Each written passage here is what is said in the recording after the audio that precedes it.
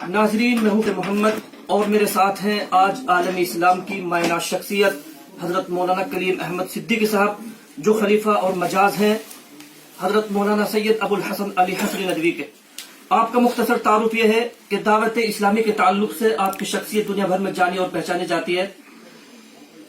इस सिलसिले में हम सबसे पहले आपसे ये सवाल करेंगे कि आपकी कुर्बत हजरत मौलाना सैयद अबुल हसन अली हसनी नदवी से रही हैं, आपने उनको करीब से देखा है।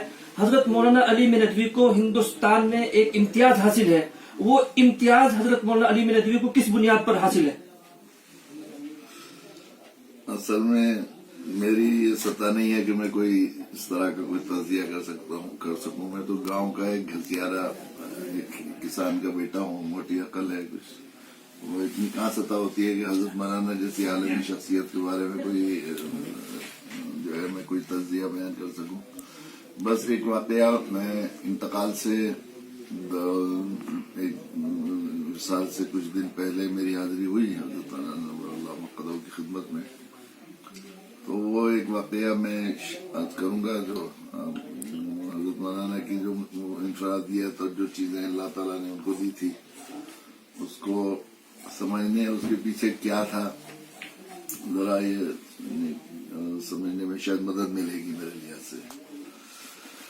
हजरत मौलाना की इशा के बाद मजलिस होती थी जिसमें तलबा तशरीफ हाजिर होते थे। हजरत मौलाना नज़रुल हफीज साहब एक बड़े आलिम दीन है, हजरत से बहुत गुर्बत थी।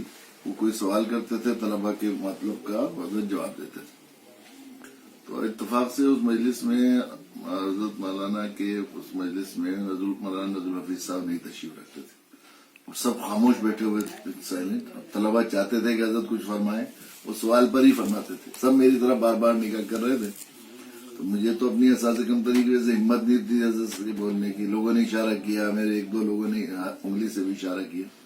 तो मेरे ذہن में काफी दिनों से सवाल था, वही मैंने हजरत से किया कि हजरत एक बात आम तौर पर जरा मालूम करने को दिल चाहता है कि अल्लाह ताला ने आपको जो बैनुल अक़वामी तौर पर ख़वास उम्मत में अपनी हयात में जो मकबूलियत आलमी लेवल पर दी है।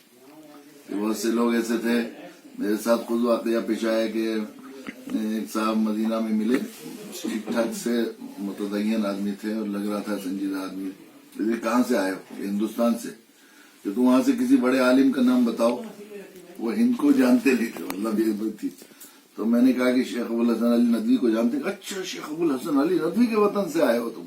वो खुश हो गया इस बात को क्या।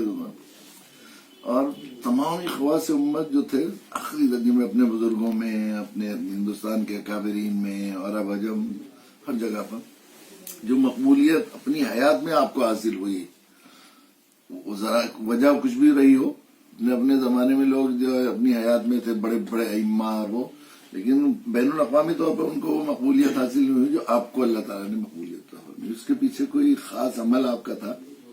मुसलमानों से दावत के इस ताल्लुक से कहाँ गलती हुई है और जो ये आज हालात हिंदुस्तान के मुसलमानों को देखने पड़े हैं, इसमें मुसलमानों को क्या करना चाहिए कि वो इन हालात से निकल सके? असल मैंने इसका जवाब भी पहले दिया है कि मेरी बहुत छोटी सतह है, नीचे की सतह है।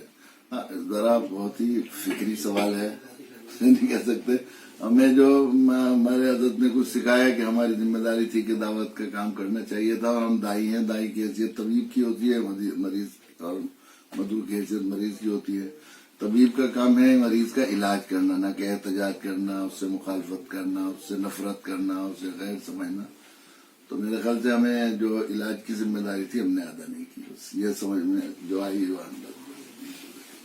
ये थे हजरत मौलाना कलीम अहमद सिद्दीकी साहब, हम शुक्रगुजार हैं। इसी तरह हमारे साथ दीगर मेहमान हैं, उनके भी शुक्रगुजार हैं।